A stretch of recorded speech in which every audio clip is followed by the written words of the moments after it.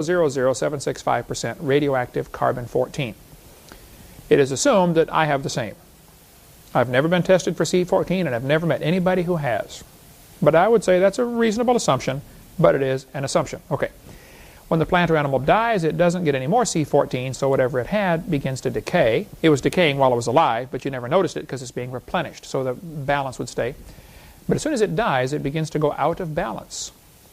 So basically, carbon dating is measuring the amount of carbon in the object with the amount of carbon in the atmosphere and getting a balance. If the atmosphere is 0.0000765% and the object you're dating is only half as much, they would assume it's been dead for 1 half-life. If it's only 1/4 as much, it's been dead for 2 half-lives. 2 times 5,730. And then it goes to a 4th, to an 8th, to a 16th. So they're comparing the amount in the object with the amount in the atmosphere. This is how carbon dating works. Sounds good, certainly sounds scientific, but it's based on some serious assumptions that mess up everything. It doesn't work. If I told you to fill a barrel with water, but I have drilled holes in the barrel, while you're putting water in, it begins to leak out. So you have a process of filling and a process of leaking at the same time. You have an adding and subtracting going on simultaneously. At some point, you're going to reach a stage called equilibrium. You'll never fill the barrel past that point unless you speed up the input or decrease the outgo, one or the other. Well, Earth's atmosphere is constantly taking in carbon-14 from the sun, and it's constantly losing it to decay. So you have the same thing as the barrel. The question would be, how long would it take the Earth's atmosphere to reach equilibrium? Well, when carbon dating was first discovered or invented in the early 1950s or late 1940s, actually, Willard Libby did this, University of Chicago. He said, you know, I wonder how long it would take the Earth's atmosphere to reach equilibrium, because he knew about the equilibrium problem. They said, after doing some studies, it would take about 30,000 years. Basically, if you made a brand new planet Earth, poof, create one, cover it with air, start it spinning around itself and spinning around the sun is going to strike the oxygen, strike the atmosphere and produce carbon-14, and it's going to start decaying. And they said within 30,000 years, the atmosphere would be equalized. You'd reach this point called equilibrium. You're never going to get more C14, and you shouldn't get any less unless something changes in the system.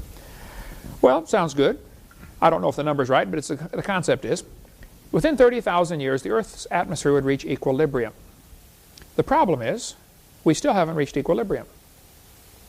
There's more C14 now than there was 20 years ago. Actually, radiocarbon is forming 28 to 37% faster than it's decaying. So if we still haven't reached equilibrium, then the Earth is less than 30,000 years old, which is what the Christians have been saying all along. A friend of mine has a website, archy.org. You can get information there about Earth's atmosphere has still not reached equilibrium. There's been a lot of people doing research on this, and we're not there yet. This chart indicates how carbon-14 is supposed to work, in theory. An object that is still alive should be in balance with the atmosphere, which would give you 16, I'm going to simplify this a little bit, give you 16 clicks per minute per gram on your Geiger counter. If you're listening to testing a sample, it'll go click every 4 seconds, click, click. If it's only giving you 8 clicks per minute, then you're assuming it's 5,700 years old. It's been through 1 half-life. If you're only getting 4 clicks per minute, it's been through 2 half-lives. If you're getting 2 clicks per minute, it's been through 3 half-lives. It's 11,000 years old. This is how carbon dating is done. If you test a sample and you find out you're getting 2.5 clicks per minute or 2.9 or something like that, you look at the chart and read over and find the age by the simple calibration curve, they call it. Sounds good. Doesn't work. If you walked into a room and found a candle burning on a table, and I asked you the very simple question, when was it lit? You say, oh, I don't know, it was burning when I got here. Okay, let's do what's called empirical science, things we can test and demonstrate and weigh and prove, okay? We're going to measure the candle.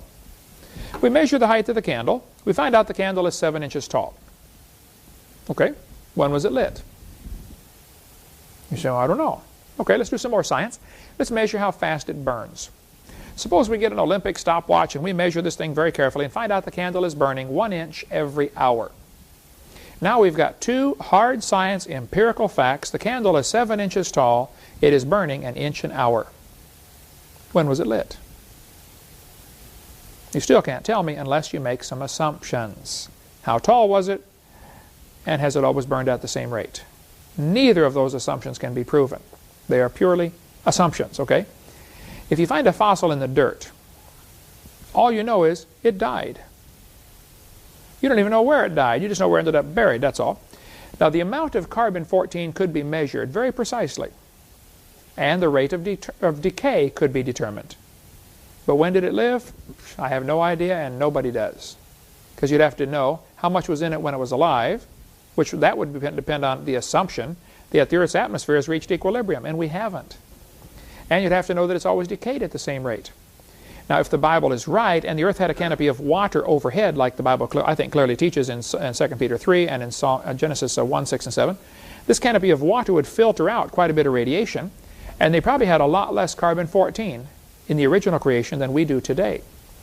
So, if you dig up a fossil from an animal that drowned in the flood, and I don't know if any of these are or not, but if you find a fossil and say, wow, I believe this one, this ammonite, may have drowned in the flood.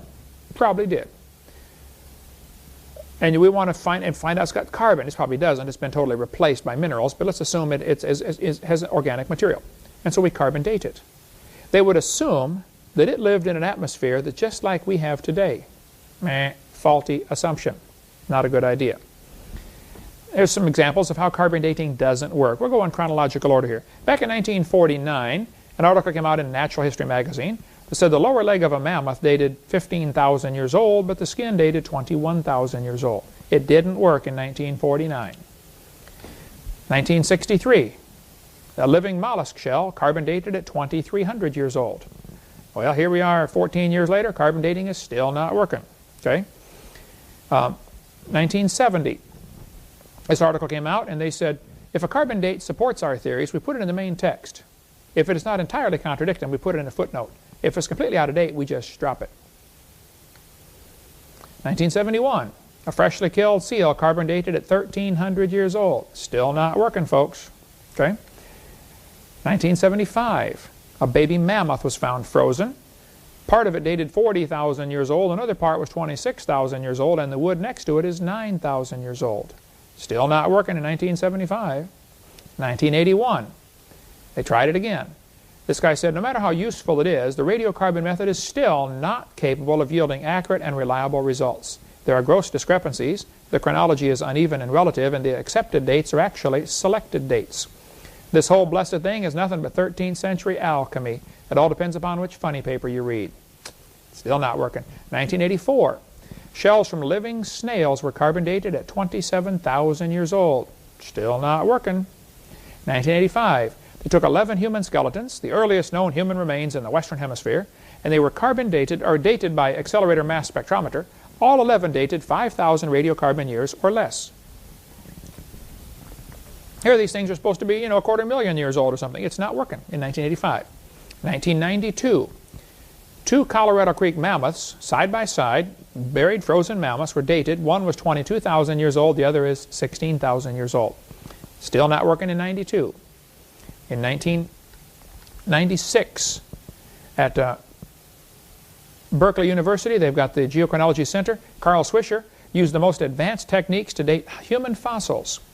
This article said last spring he was reevaluating Homo erectus skulls found in Java by testing the sediment found with them.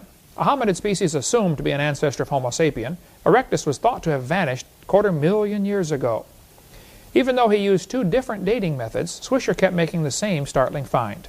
The bones were 53,000 at most and possibly no more than 27,000. Well, I would like to point out, Your Honor, that is a 96% error. So it's not working in 1996 either. It's not logical to say carbon dating works. One part of a mammoth dated 29,000 years old, another part was 44,000 years old. This article said in the last 2 years an absolute date has been obtained for the Gandong beds. It has the very interesting value of 300,000 years, plus or minus 300,000 years. So it doesn't work. We have in our library the Geological Survey Professional paper 862. Some skeptics on the web have argued that I didn't understand what the paper was saying. I think I do. It shows the charts here of the different carbon dates they got from different animals and different organic material found all over Alaska, the Geological Survey paper. Sample number 454, carbon dated at 17,210 years old. Sample 455, gave a carbon date of 24,000 years old. People say, see, what's the big deal? Well, look at it. This is the same sample as 454. 455 and 454 are the same creature. They're getting different ages. Sample 299 was dated at less than 20,000 years old. Sample 137X was dated at greater than 28,000. But read it carefully. That's the same sample as 299. They gave it a different number at a different laboratory, but it's the same sample. Two different numbers, same sample. Living penguins date 8,000 years old. Material from dinosaur bone layers were found and dated at 34,000.